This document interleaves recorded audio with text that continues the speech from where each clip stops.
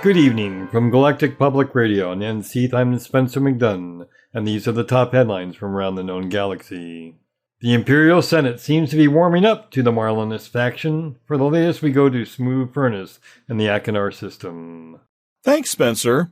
Senator Lorcan Scordato has returned to the Imperial capital after a fact-finding junket to the Marlinist colonies. His preliminary report, as characterized by the official news outlet of the Empire, was surprisingly conciliatory and, in fact, complimentary, calling the Marlinist parliament, quote, small and efficient, and their communities, quote, remarkably well organized.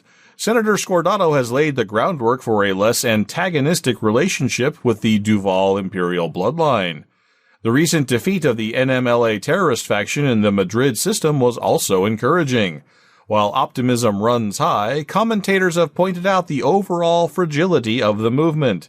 Even the senator conceded that without outside support, the government of First Minister Jenna Fairfax, quote, remains precarious, end quote.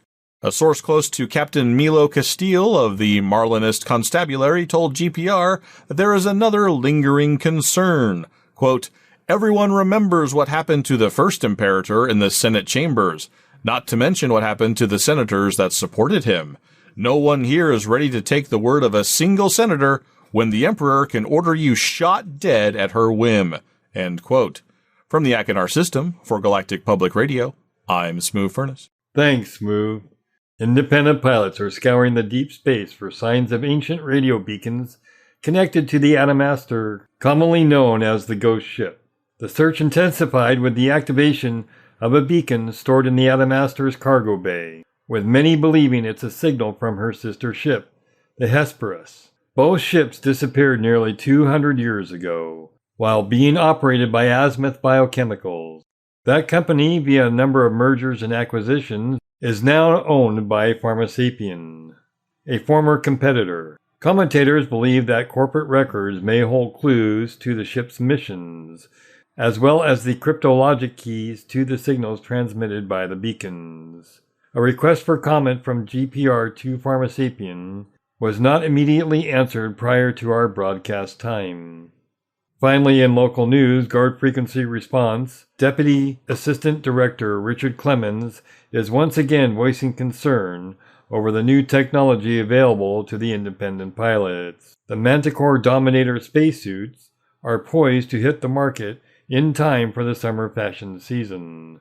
These suits, featuring additional ammunition storage and second hardpoint for long guns, are raising security concerns throughout the bubble. Director Clemens told GPR, quote, what used to be within the sole purview of the military and police organizations is about to be available to the general public.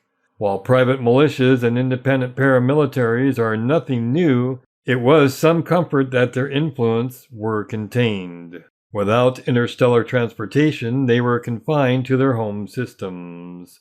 Now independent pilots will be ferrying them everywhere.